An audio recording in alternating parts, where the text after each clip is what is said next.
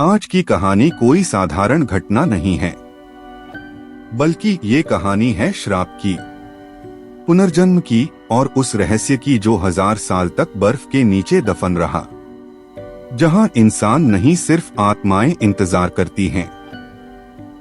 Hello दोस्तों, आप सबका स्वागत है। तो अगर आप तैयार हैं एक ऐसी कहानी सुनने के लिए जहां हिमालय की बर्फ के नीचे 1000 साल पुराना श्राप आज भी जिंदा है, जहां हर घंटी की आवाज किसी भूली हुई आत्मा को जगा सकती है और जहां एक गलत कदम आपको समय के उस अंधेरे में ले जा सकता है जहां से कोई वापस नहीं लौटता, तो चैनल को सब्सक्राइब कर लीजिए और वीडियो को लाइक कर दीजिए, क्योंकि मैं गौतम आज आपको ले जाने वाला हूं एक ऐसी घाटी में जो दुनिया की नजरों से छुपी हुई है। हिमालय की बर्फीली चोटियों के बीच एक गुफा थी। उस गुफा के अंदर एक अघोरी बाबा समाधि में बैठे थे। उनके शरीर पर पेड़ों की जड़ें उग चुकी थीं, और क्यों नहीं, 1000 सालों से वो भगवान शिव की तपस्या कर रहे थे। बस कुछ ही समय बचा था कि अचानक एक छोटा बच्चा खेलते खेलते उस गुफा में आ गया। लड़खड़ाने की वजह से उसके पैरों से पत्थर खिसक गया। आवाज गूंजी। अघोरी बाबा की आंखें खुल गईं। उनकी तपस्या भंग हो चुकी थी। सोचिए जरा, 1000 साल। एक इंसान अगर 10 मिनट ध्यान लगा ले तो बड़ी बात लगती है, और यहाँ 1000 साल की तपस्या, और वो भी एक छोटे बच्चे की गलती से टूट गई। बच्चा डरकर भागा, लेकिन अघोरी उसके पीछे पीछे गांव तक पहुंच गया। वो गांव था हिमगिरी।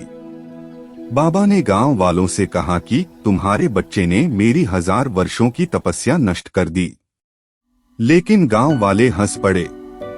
किसी ने कहा कि ये कोई सिद्ध बाबा नहीं, पागल है। किसी ने पत्थर फेंका। दोस्तों, यही इंसानों ने सबसे बड़ी गलती कर दी। उन्होंने एक साधु का अपमान नहीं किया था, उन्होंने उस इंसान का अपमान किया था जिसने 1000 साल तक खुद को दुनिया से अलग रखा था। बाबा की आंखों में क्रोध भर गया। क्रोध में उन्होंने हाथ उठाया। आसमान काला हो गया, घंटियों की आवाज गूंजने लगी और बाबा चिल्लाए, आज के बाद तुम सबकी आत्माएं इसी घाटी में कैद रहेंगी। तुम इंसानी रूप में तभी लौटोगे जब इसी गांव का कोई वारिस तुम्हें मुक्त करेगा। अचानक पूरा गांव चीखों से भर गया। लोग धुएं की तरह गायब होने लगे। फिर आकाश में आवाज गूंजी, तूने अधर्म किया है। अघोरी कांप गया। आकाशवाणी फिर हुई, एक बच्चे की गलती की सजा तूने पूरे गांव को दी। अगर तू क्षमा कर देता तो भी तेरी तपस्या पूर्ण हो जाती। अब तू भी श्रापित है।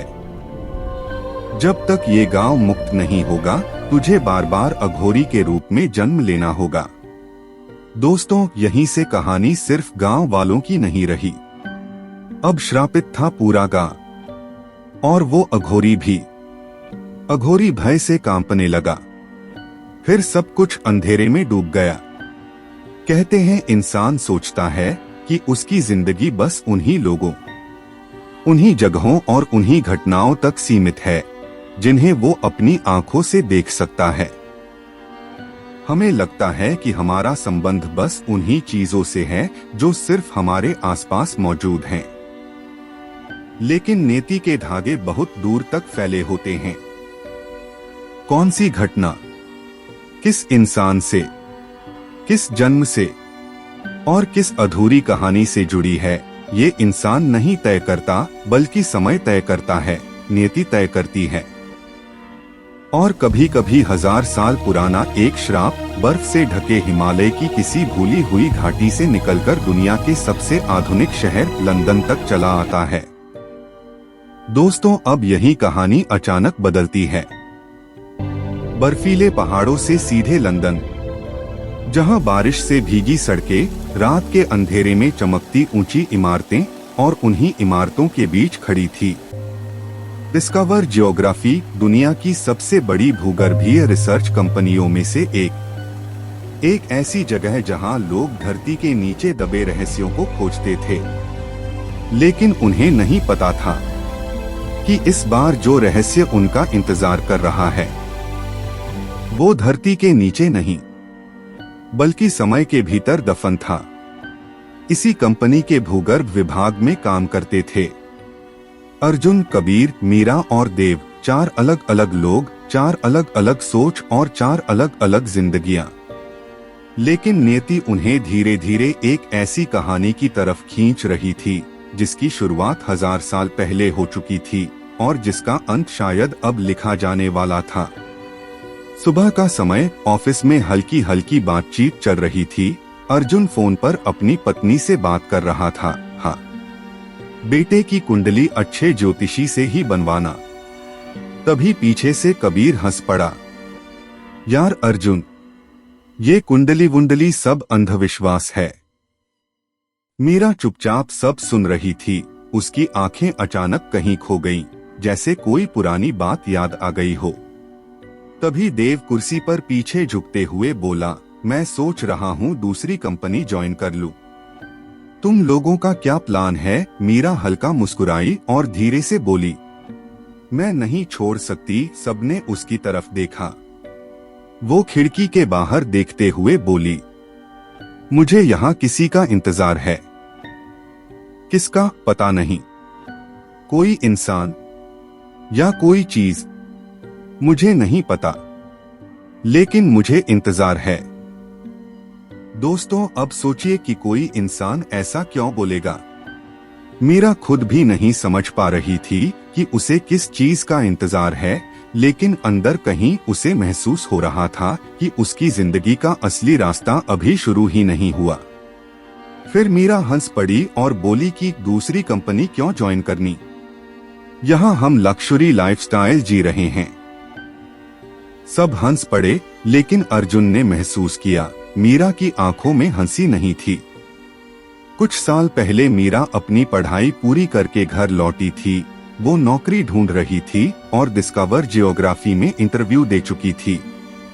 एक शाम दरवाजे पर दस्तक हुई। बाहर एक अघोरी बाबा खड़े थे, लंबे जटाधारी, राख से ढका शरीर। मीरा उन्हें देखकर हंस पड़ी। अघोरी भी मुस्कुराए, फिर बोले, 100 किलो घी श्मशान में दान करो। ये सुनते ही मीरा की दादी भागती हुई बाहर आईं। उन्होंने अघोरी के पैर पकड़ लिए और बोली, बच्ची है बाबा, माफ कर दीजिए। अघोरी शांत स्वर में बोले, मुझे क्रोध नहीं आता। फिर उन्होंने मीरा के सिर पर हाथ रखा, जहां से रोजगार का बुलावा आया है वहां जाओ और जी जान से काम करो। वहीं तुम्हें तुम्हारे इस जन्म के उद्देश्य का पता चलेगा। मीरा के दिमाग में तुरंत डिस्कवर जियोग्राफी का ख्याल आया। फिर वो मुस्कुराए और बोले, विजय भव, और चले गए। दोस्तों, वो अघोरी सिर्फ साधु नहीं था, वो वही श्रापित आत्मा थी जो जन्म जन्मांतर से मुक्ति खोज रही थी। उस रात मीरा सो नहीं पाई। बार बार वही शब्द उसके कानों में गूंज रहे थे, इस जन्म का उद्देश्य। अगले दिन से उसने पूरी जान लगाकर काम करना शुरू कर दिया, जैसे उसे किसी अनजानी मंजिल तक पहुंचना हो। दोपहर लंच के बाद चारों को बॉस अपनी केबिन में बुलाता है। टेबल पर एक पुराना नक्शा रखा था, पीला पड़ा हुआ, किनारे जले हुए। बॉस गंभीर आवाज में बोला, हिमालय में एक गांव था, हिमगिरी, लेकिन वो अचानक गायब हो गया। सरकारी रिकॉर्ड्स में उसका कोई जिक्र नहीं है। भाई सोचिए जरा, पूरा का पूरा गांव और इतिहास में उसका नाम तक नहीं, ना सरकारी रिकॉर्ड, ना जनगणना, ना कोई फोटो, ना कोई सबूत। जैसे वो गांव कभी था ही नहीं। फिर उसने नक्शा मीरा को दिया, तुम इस मिशन को लीड करोगी। बाकी दस्तावेज भी मीरा को सौंप दिए गए। मीरा नक्शे को देखते ही जम गई। उसके दिमाग में वही अघोरी बाबा की आवाज गूंजने लगी, समय आने पर तुम्हें तुम्हारा उद्देश्य मिल जाएगा। उसने मन ही मन सोचा कि शायद वो समय आ गया। टीम हिमालय पहुंचती है, साथ में कैमरे, ड्रोन, रिसर्च उपकरण और एक अजीब बेचैनी। जैसे जैसे वो आगे बढ़ते हैं, जंगल बदलने लगता है, ना पक्षियों की आवाज ना हवा, बस दूर कहीं घंटियों की धीमी आवाज। रात में देव पेड़ों के बीच अपनी मरी हुई पत्नी को देखता है, लेकिन अगले ही पल वो गायब हो जाती है। तभी उन्हें एक आदमी आवाज देता है, वो था ताशी।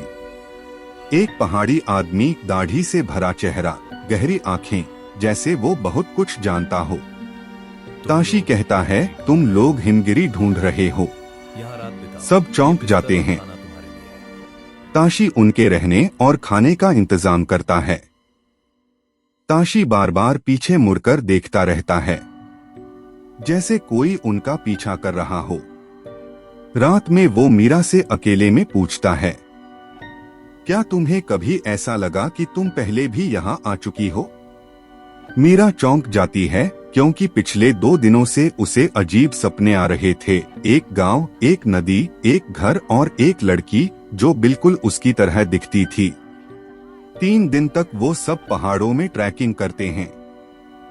आखिरकार वो उस जगह पहुंचते हैं जहां नक्शे के अनुसार गांव होना चाहिए था, लेकिन ताशी वहां जाने से मना कर देता है। वो जगह बर्फ के बीच भी गर्म महसूस हो रही थी, जैसे धरती के नीचे कुछ जिंदा हो। कबीर चिढ़कर बोला, अगर गांव उधर है तो हम जा क्यों नहीं रहे? ताशी धीमे स्वर में बोला, मुझे नक्शों पर भरोसा नहीं। क्या पता जिसने नक्शा बनाया उसने जानबूझकर हमें मौत की तरफ भेजा हो। यहाँ कुछ भी हो सकता है। मीरा लगातार उस गर्म जमीन को देख रही थी, जैसे उसे अजीब सी पहचान महसूस हो रही हो। कोहरे के बीच उन्हें आखिरकार हिमगिरी दिखाई देता है, लेकिन गांव वैसा नहीं था जैसा उन्होंने सोचा था। वहां कोई इंसान नहीं, हर घर खुला हुआ, जैसे लोग अभी अभी गायब हुए हों। एक घर में छत से सैकड़ों लकड़ी की गुड़ियाएं लटक रही थीं, हर गुड़िया की आंखें निकाली हुई। जैसे ही मीरा गांव में कदम रखती है, घंटियां बजने लगती हैं, हवा अचानक तेज हो जाती है और गांव के टूटे हुए घरों की खिड़कियां अपने आप खुलने लगती हैं।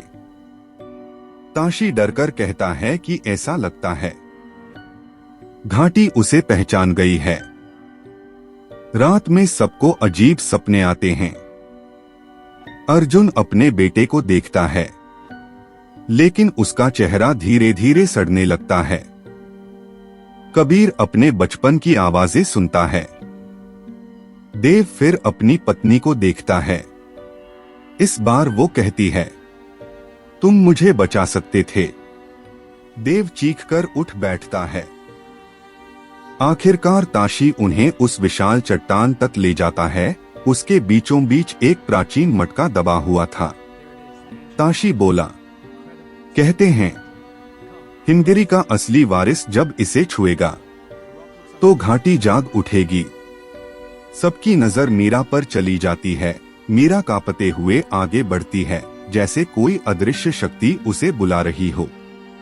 अचानक गांव में घंटियां बजने लगती हैं, चारों तरफ धुंध फैल जाती है और गांव वाले दिखाई देने लगते हैं, लेकिन इंसानों जैसे नहीं। उनके शरीर पेड़ों की जड़ों से जुड़े हुए थे, आंखें काली, चेहरे सड़े हुए।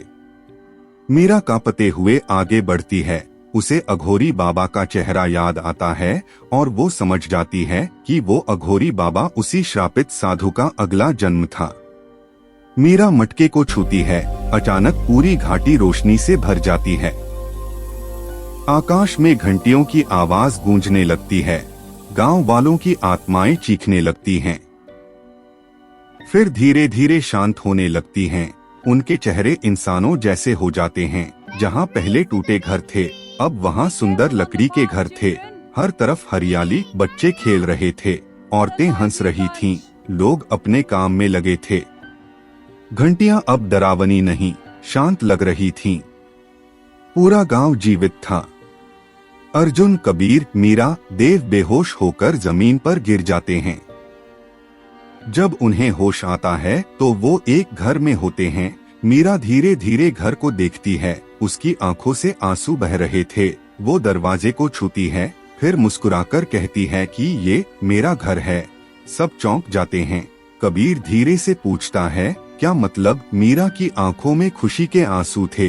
वो टूटती हुई आवाज में बोली, ये मेरा 1000 साल पुराना घर है।